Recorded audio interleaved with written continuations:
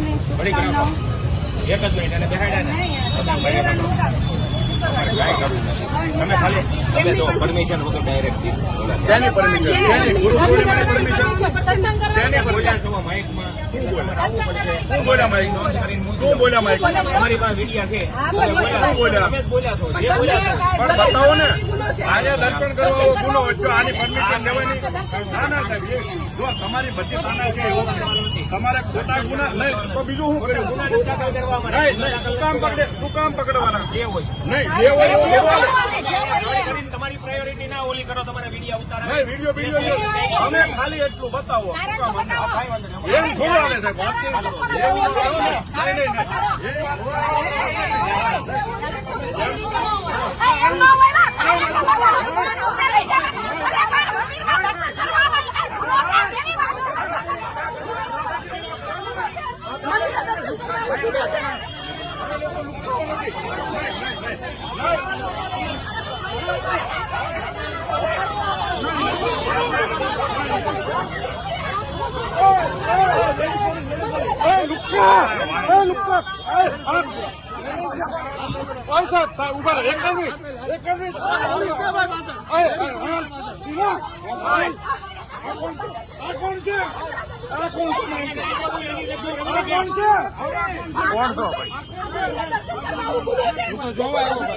ભાઈકડા હું કામ છે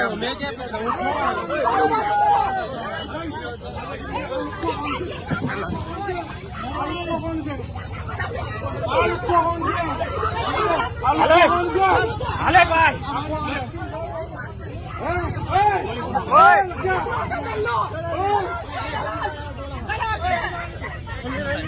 અરે પણ આપ પોલીસ કેવી રીતે દમન ગુજારે છે. આ મંદિરમાં દર્શન કરવા આવવું પણ અમારા માટે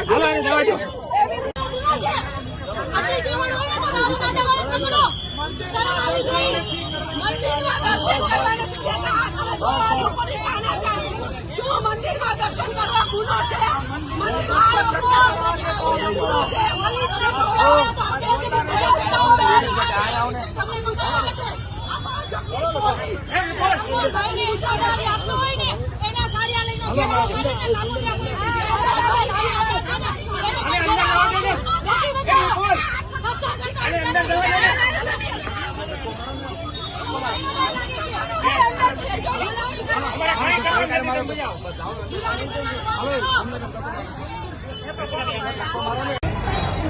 આજે અમે સૌ આમ આદમી પાર્ટીની મહિલા વિંગ સાથે અમે લોકો કારગિલ ચોક ખાતે દર્શન કરવા આવ્યા હતા. ગુરુ પૂર્ણિમા છે. આપણને સૌને ખબર છે કે વારંવાર પેપર લીક થાય છે. ગુજરાતમાં છેલ્લા 10 વર્ષમાં 34 થી વધુ પેપર લીક થયા છે. લાખો વિદ્યાર્થીઓનું જીવન આગમાં ધકેલાઈ ગયું છે, નિરાશાની અંદર ધકેલાઈ ગયું છે.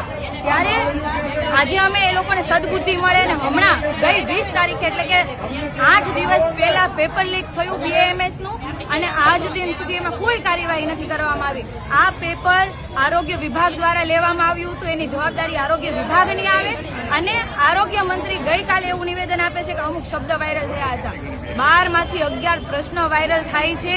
લાખો યુવાનોનું ભવિષ્ય અંધકારમાં જતું રહે છે અને આ ધારાસભ્ય એટલે કે અમારા કામરેજ વિધાનસભાના ધારાસભ્ય અને રાજ્યના આરોગ્ય મંત્રી એવો જવાબ આપે છે અમુક શબ્દ વાયરલ થયા હતા. તો એનો મતલબ એવો આખું પેપર બેઠે બેઠું છપાઈ જાય તો જ માનશે. બાકી 12 માંથી 11 પ્રશ્ન લીક થયા તો લીક નથી થયા કેવા હતા. શરમ આવવી જોઈએ. શરમ કે પેપર લીક થયા પછી એમાં કડક આદેશો આપવા પડે અને જે લોકોએ પેપર લીક કર્યું છે એમના વિરુદ્ધ કાયદેસરની કાર્યવાહી કરવામાં આવે. છેલ્લા 10 વર્ષમાં શું કાર્યવાહી કરી પેપર લીક ના થાય એના માટેના તમારી ભાજપ સરકારે શું આયોજનો કર્યા? દર વખતે પેપર લીક થાય. 10 વર્ષમાં 34 પેપર લીક થવા કઈ નાની વાત નથી. આમાં સામાન્ય માણસ શું કરે? પણ આ તો તમારી પાસે બી શું બોલીને ફાયદો છે? કારણ કે તમે પોતે 4 કરોડના ફ્લેટમાં રહ્યો, 2 કરોડના કાર્યાલયની અંદર બેસો અને તમારો દીકરો તો વિદેશમાં ભણે. તો ગુજરાતના સામાન્ય લોકો માટે તમે શું કરવાના? પેપર જ ફોડવાના? તમારા કમલમને તમારા ઘર જ ભરવાના? અને તમને એવું લાગતું હોય કે આજે અમે જયારે ભેગા થયા છીએ તમે પોલીસના ડબ્બા અને મોટી મોટી ગાડીઓ મોકલી દીધી, અમારા ઉપર દમન કરાવડાવશો તો શું અમે બી જશું? ના તો અમે તમારાથી બીએ છીએ, ના તો તમારા પોલીસથી ડરીએ છીએ, ના તમારા પોલીસની લાઠીઓથી ડરીએ છીએ. આજે તો માત્ર અમે મંદિરે દર્શન કરવા આવ્યા હતા અને આ તમામ લોકોને સદબુદ્ધિ આપે એના માટેની પ્રાર્થના કરવા આવ્યા હતા. પણ જરૂર પડશે તો તમારા ઘરનો ઘેરાવો કરીશું, તમારા કમલમનો પણ ઘેરાવો કરીશું. એમાં અમને કોઈ નહીં રોકી શકે. જય હિન્દ. પૂર્ણિમાની સૌને શુભકામનાઓ. એક જ મિનિટ એને બેહાડ્યા ને તમે ખાલી તમે તો પરમિશન વગર ડાયરેક્ટ શેની પરમિશન? શેની ગુરુ પૂર્ણિમાની પરમિશન? શેની બોલ્યા છો માઇકમાં શું બોલ્યા માઇક? શું બોલ્યા માઇક? તમારી પાસે વિડિયા છે શું બોલ્યા? તમે જ બોલ્યા છો જે બોલ્યા છો પણ બતાવો ને, આજે દર્શન કરવા આવો ગુનો વચ્ચે આની પરમિશન લેવાની? ના ના સાહેબ, જો તમારી બધી તાના છે એવો તમારે ખોટા ગુના નહીં તો બીજું શું કર્યું? ગુના નથી દાખલ કરવામાં નહીં નહીં, શું કામ પકડવાના? જે હોય નહીં જે હોય એવું બોલે.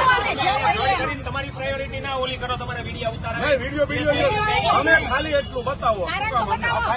એમ થોડું હાલે સાહેબ, વાત કેવી કરો? એવું ન કરો ને. નહીં, નહીં,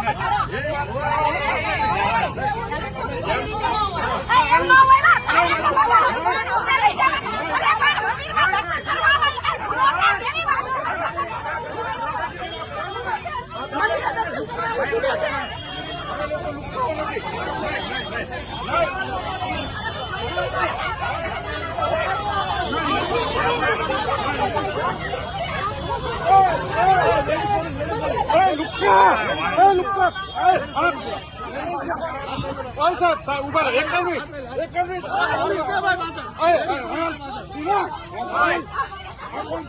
કોણ છે?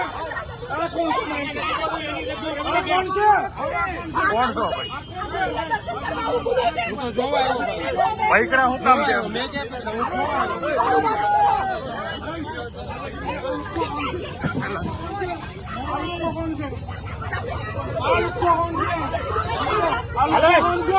હાલે ભાઈ